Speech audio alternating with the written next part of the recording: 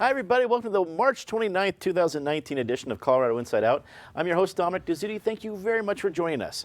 Let's get a quick take on Governor Jared Polis replacing Colorado's green triangle logo created under the Hickenlooper administration and unveiling a new state logo that incorporates both the letter C, mountains, and a tree. Patty Cahoon from Westward. Finally, the one thing Colorado needed to solve all of our problems, more branding. What do you think of the new logo? Well, it was stupid the last time we changed it, and this one does not improve the situation. We know we got it for free, and it looks like it.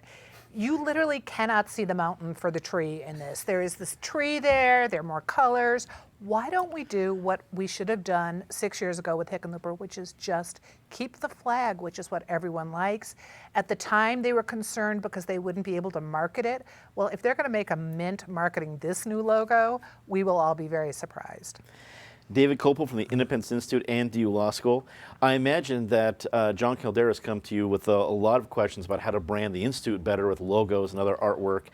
Seeing that you're an expert in this area, what do you think of the new logo? Well, we've actually gone through that ourselves, starting back in the Tancredo era of the early 90s of the II initials and various configurations of them. But Independence Institute isn't as well known as the state of Colorado, and really everybody knows that Colorado has great natural outdoor beauty, including on the plains and in the mountains. I agree with Patty. We would have been better off to stick with the pre-Hickenlooper logo of our state flag, but considering how horrible the penultimate one was, which looked more like a warning sign, jagged glass ahead or something like that. The new one is better than what it replaces. It's a good point. I remember skewering that one as more of a carbon monoxide warning kind of a logo. Public policy consultant Ben Gelt joins us. Good to have you back, Ben.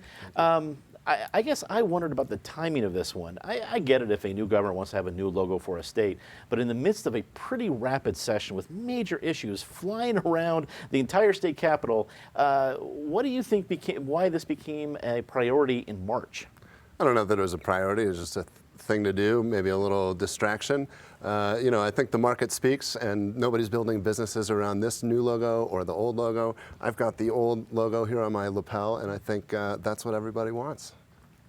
Brother Jeff, editor of 5 Points News, wrap it up for us. The unveiling of the new logo, including a new beanie that Governor Polis was showing off. What do you think? Well, this is what you have when you have back-to-back governors with business backgrounds. We're going to have this marketing fight between the two, or the change up. And if you look at what the new logo is trying to do, it's trying to accomplish all of the elements of Colorado in one symbol. And I'm just concerned when you see that logo in black and white or grayscale, which is some print form media, et cetera, it's going to lose all of the color that it's touted to actually highlight. That's a good point. Despite not receiving a yes vote from Senate President Leroy Garcia, the red flag bill passed the state Senate this week, now heading to the House with amendments.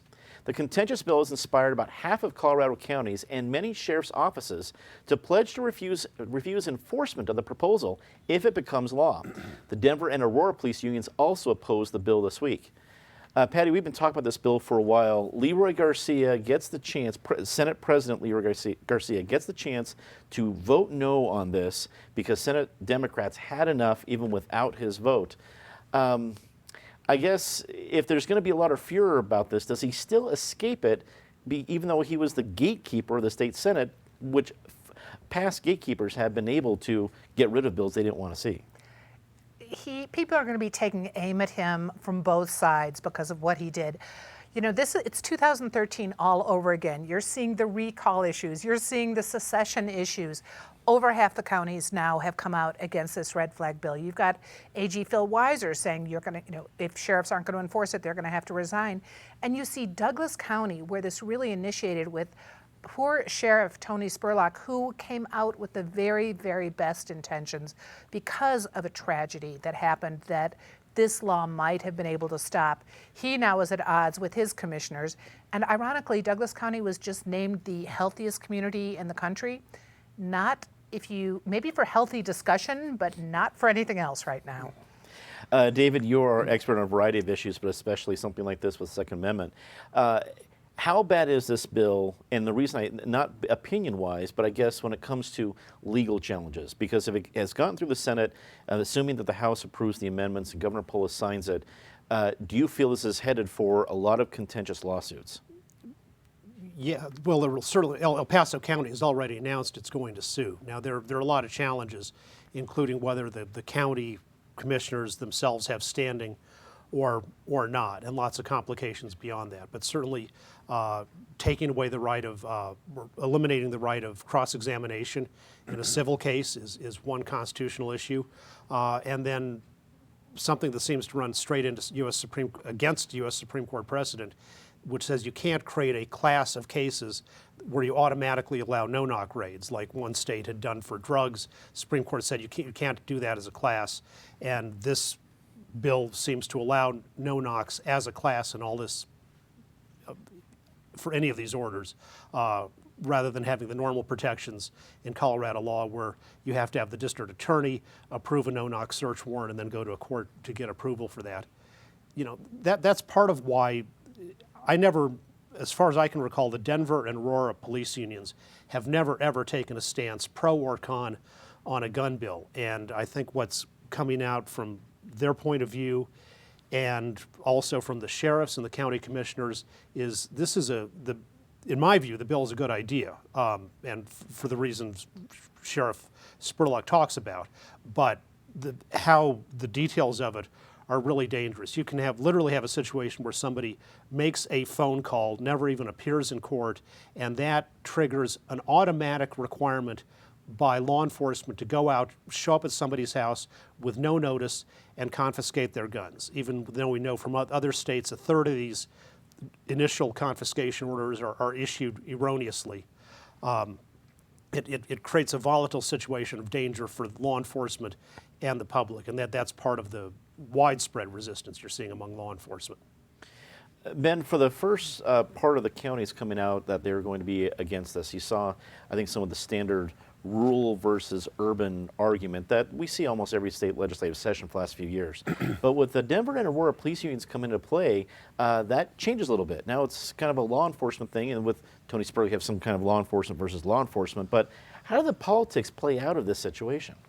Well, it's a little more fraught than typical, as everybody's noting. You don't usually see that kind of alignment with rural and urban. I think, you know, what's interesting to think about, David said he couldn't recall another time when unions would come out on a gun issue. I recall in 1999 and 2000, they did come out on the statewide initiative to close the gun show loophole and supported that. And that was something that passed with 73% of the state's support. I think with this issue, you know, I think a few things. I think one, if it were put to a statewide initiative, I think it would pass. I think that the voters of Colorado spoke pretty clearly in the last round of elections and put Democrats in across the line in the legislature and in every statewide office. And this was not some issue that was behind the scenes or under the radar. This was a key issue in our last round of elections, and I think it's pretty clear to me that the legislature is acting on the will of voters, and they're doing what they were being told to do. I think, you know, secondarily, as someone who worked in gun control 20 years ago in the wake of the shootings at Columbine and was an activist nationally and was part of the group that passed the initiative to close the gun show loophole, you know, I think it's lamentable that we're still kind of parsing around and dealing at the edges of these issues. And I think that it's regrettable that we don't have stronger leaders to stand up and really close the gap here. You know, we had an awful atrocity happen in New Zealand, and 4 days later, liberals, conservatives, everybody agreed they're banning semi-automatics and automatic weapons. Done.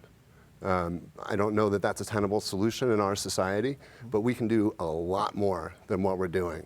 And it's a huge vacuum in leadership, and it's really a clear reflection of how divided our country is and how willing to be partisan people are above what's truly rational and better for the whole, and even better for democracy. So it's a shame.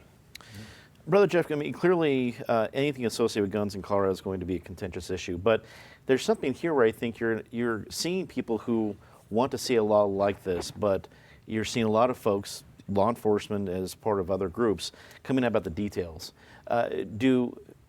Is there a way to get the good idea passed without some of the details? Are we just going to accept the details? Will those details become lawsuits for the next few years? How do you read the situation as we see it right now? Well, there'll be lawsuits, and of course that's a part of the process. I have a different concern in terms of the way law enforcement is responding to the legislation.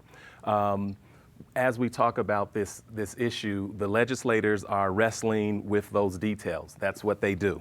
And then you have the judicial system that will talk about how that is taking place or if how it should be applied. Now, law enforcement should be enforcing the law.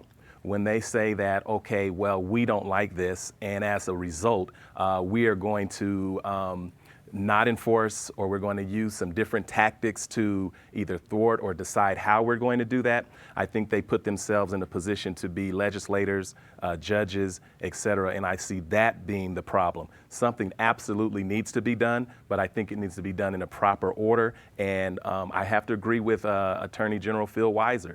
If you feel as though this is something that you do not want to enforce, and that is what you are in position to do, then you absolutely should resign, as opposed to saying, I'm not, or I'm going to tell you what it means, or I'm going to be the legislator. The Colorado Senate came to an agreement on Wednesday to add another $106 million to the state's transportation projects, bringing its version of the transportation budget to $336 million. However, the budget now heads to the House, where the additional funds may be struck from the bill. David, the addition of $106 million seemed like a big idea, but more than a few outlets are saying, don't count your chickens yet. I guess in this case, don't count the lanes of the highway yet. What do you think about the transportation funding status? I think the Colorado Sun had a really solid report on it, which detailed the steps in the legislative process. When the long bill, the general appropriations bill, comes over from the Senate to the House will automatically vote to strip all the Senate amendments. That's just how things are done. And then the House will add back in its own amendments, then they'll differ, and then things go back to the Joint Budget Committee again to try to reconcile things. The House leadership was not exactly friendly to the idea of more spending for transportation, and with the Joint Budget Committee being 4-2 Democratic to Republican, maybe the Democratic senators will really fight for the transportation funding, but maybe not. I think sort of the party's overall view was well expressed by then Representative Faith Winter last spring when she said, no, we don't want to spend more money on roads. We're trying to get people out of their cars and into government-controlled transit. Now, she's not saying that now, but this is an example of when, a gaffe, as Michael Kinsley said, is when a politician accidentally tells the truth. Indeed. Ben, what do we think about the chances of this $106 million, or even a large portion of it, sticking around, especially since it came from a Republican amendment in the state Senate? I think, all signs are that it's pretty slim, and I think the other kind of reality here is that $106 million is really a drop in the bucket in terms of the full budget and infrastructure needs that we have in Colorado, which total into the tens of billions. What I think is interesting is that they're quibbling over this 100% or $100 million, which is a small percentage of what's needed, and they've committed $0 to additional opioid treatment in this state legislative session, in spite of every single leader on the majority and minority and the governor mentioning opioid treatment on opening day. So I think that's fascinating that they're kind of distracting us with this little bit of money while doing nothing over here. Brother Jeff, there are a few universal topics in Colorado that get both progressives and conservatives to agree. But the fact that our roads are not what they should be in Colorado, people can agree on that. Yet we're not seeing a whole lot of movement there. Do you think that universal, bipartisan opinion, at least from citizens, might change some minds in the House? Well, I know there may be agreement, but it always boils down to who's going to get the credit. And I can guarantee you the Republicans are not going to get a win in the wake of this blue wave and say that we were able to find $160 million and it's going to come from somewhere in the administration And if that's the strategy, they're going to go back into their base and say, we didn't win that either. So as they're looking for new leadership, they're going to have to look for new strategies. And I guarantee you the House is not going to give them a $160 million increase. They're going to go away and have to explain why they weren't able to secure more funding, especially by saying, we don't know where it's going to come from. Patty, the state Republican Party is electing a new chair this week. Do they turn this issue into something they want to talk about? If the one Republican amendment fails in the House, perhaps this is an issue they can use. Well, it's going to be a tricky one because it may not pass through. It's not just who gets the credit, but who gets the money. And you still see the urban and rural divide here. I think probably what we need to do is do kind of what Denver is doing. Make the head of the Colorado Department of Transportation an elected position, and an election year, miraculously, somehow the potholes are filled in. Somehow the roads look a lot better. So I think that might be a solution for Colorado. Otherwise, it's a good year for our budget. People are feeling flush. We've got the hospital provider fee settled for a while. There is money, but it is going fast. You've got the full-day kindergarten. You've got this. Everyone is looking for their piece of the pie, except maybe the opioid fighters. So we're going to see some changes in this budget before it comes out. The Denver City Council voted unanimously this week to remove the sales tax on feminine products sold within the city. Meanwhile, a city council committee heard arguments on a bill that would make 21 the minimum age for any vaping products in Denver.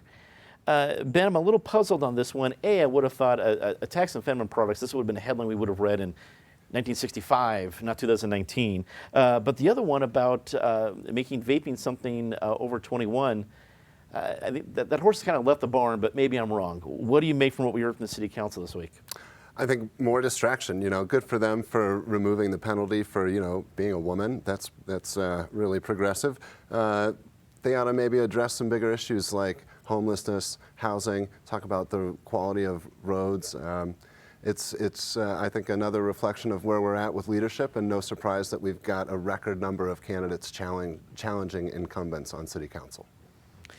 Brother Jeff, two very different issues coming up in the city council this week. You can take your pick on the delay of one, the surprise the other. What do you think? I think it's a huge issue when you talk about tampons. It makes me say that we need more women in policy positions. We need more women in the legislature. I know Representative Jared went and took this issue of tampons being accessible to women in the Department of Corrections. It's something that many folks just don't think of, and I know that it takes women to bring certain issues forward. In terms of the vaping, I just think that we need to know if you're an adult or not. If you're 18 and you can go to war, if you're 18 and you can vote, then you're 18, you should be able to decide if you want to vape or not. Patty, I guess as we've been talking about so far, I'm just shocked that this is what we're talking about in 2019. It's hard to shock Patty Calhoun, but what are your thoughts on this? Well, I'm shocked that you thought it might have happened in '65, because if you knew what the world was like in 1965, it was two Fair years point. away from when Colorado was the first state to legalize abortion. The interesting thing is that we've had a majority female city council for a long time. So this should have happened 10 years ago, 20 years ago. Fortunately, it did happen. It is a really easy inequity to fix, and it's nice that they finally have gotten around to it. As for the cigarettes and the vaping, I think it's kind of like the cat declawing before, which is you can go to war, you can vote, let's just leave it where it is unless the feds want to come in. David, wrap it up for us. The issues of the city council this week, substantive? Well, their tax cut, which always makes me happy when a sentence starts with that, amounts to about $3 per woman per year. And as has been pointed out, I think for some people who are pretty poor, that actually makes some difference for them. And for the others for whom the $3 doesn't make that much of a difference, I'd still say they'll probably spend the money more wisely than the Denver City Council would. So good for them. On the vaping front, according to the Denver Post, it would be illegal for a 20-year-old to buy a vaping product, but fine to buy a carton of Marlboros, which really seems bass-ackwards in terms of public health. And I hope these people who say that if you're 19 years old, you can't make the decision about putting something in your body, Well, if they think the 19-year-olds are that immature, then I hope none of these people are going to be out there pushing for 16-year-olds to be able to vote, because voting is the power to coerce other people, as we've been talking about today. You shouldn't have coercive power over others if you don't even have enough maturity to decide what to put in your own body. That's an excellent point. A bill that would allow the public access to files of complete police investigations passed the state Senate on a 19-16 vote this week. The bill would change the current law that allows these files to only be available if it is concerning the public interest. Brother Jeff, this seems like more sunshine and a good idea, but again, something that had to wait to now to get passed. Do you think it's going to become law? What do you think of the idea? I think this is another an example of something that can become law in this legislative session. What happens with those internal investigations after they're completed? What happens with the information? Do they just go off into the pasture somewhere? I think that the public should get a chance to look into that information after all of the redactions and all of the other things that are sensitive information. It's public information. Once you say that someone has been cleared or not, I think that we should be having access to the details as well. Patty, you're one of our two esteemed editors of the table. Is this a nice thing to see for journalism in Colorado? Yes, I mean, any kind of transparency is important. It's not just for journalists, it's for the public. And when you're talking about law enforcement and internal investigations, when it's in the public interest, what involving law enforcement is not in the public interest? So good, let's hope this goes through, and let's hope we see more records opening up. David, it was a fairly close vote. Is this looking to be even a tighter vote in the House? No, probably not, because the county sheriffs of Colorado, for example, opposed it, and they probably have more overall influence in the Senate than the House. This was a bill the Independence Institute has supported the principle of in the past and currently, and I think this version is an improvement from bills that didn't pass in previous legislatures, because it does have stronger procedures for redaction of personal information, including about law enforcement officers in some cases, and also about crime victims and witnesses and that. And hopefully it will, in the long run, improve public confidence in law enforcement. Ben, a good idea that's come due? I think so. I mean, I think everybody can agree that more transparency of authority is a basic tenet that we should all have access to, and there should be total unanimity around that. Here. Let's get to our very favorite part of the show, Disgrace of the Week. And as always, Ms. Calhoun, please start us off. While the Democrats in the legislature are like kids in the organic candy store right now, we are seeing the poor Colorado Republican Party, who has not had a very good decade, will be meeting this weekend to come up with a new leader. They have three choices, but from the days of Dan Mays on, the Colorado Republican Party has not had a lot of luck, and many of those wounds are self-inflicted. Here. David. Senate Bill 181, the oil and gas industry elimination bill, which is now in the House of Representatives, people argue about whether it's just tighter regulation, which might be good, it certainly is good for abandoned wells and things like that, or if it's to wipe out the industry entirely. One way you can tell is the new bill eliminates the requirement in a current law that things that are imposed on oil and gas operations, it must be technologically and economically feasible. That will be gone. So now you can impose something that's impossible for a company to comply with, and no problem. So if you want to eliminate them, which is the purpose here, that's an easy method to do it. Ben. The no on I-300 people who are outspending the yes people almost 6 or 7 to 1, looking to keep homeless people out of the core of the city, but interspersed around core neighborhoods, and really refusing to come up with a sustainable solution to homelessness. Wow. Brother Jeff. I'm going to shine some light on hate and go to New Zealand and talk about the attack on the worshipers. Just disgusting. And then also a stone's throw away from here, someone tagged a home with the N-word and a hangman's noose, etc. So the hate that still percolates and tries to push its face forward is the disgrace of the week. Time to see something nice, Patty? Well, I mentioned last week we just published our annual orgy of niceness, the best of Denver, just nice, nice, nice. So I'm not say anything about that, but the Colorado Rockies hope springs eternal, off to a good start. Opening day is next Friday. You have to trademark Orgy of Happiness, because that would just, whether it's an edition or a show. Oh, that it's not would happy. be great. It's nice. Orgy of niceness. Orgy of Niceness. Sorry about that. David. I'm looking to that event as a follow-up to your music festival later this year. Jussie Smollett, who's done so much to raise awareness about the problem of privilege in modern society. Ben. The Westward Bacchanal. I'm going to say my mom, who's a loyal viewer and watches every week and gives me updates. And hi, Mom. I will echo that. Your mom's one of our favorite people. It's nice to see you.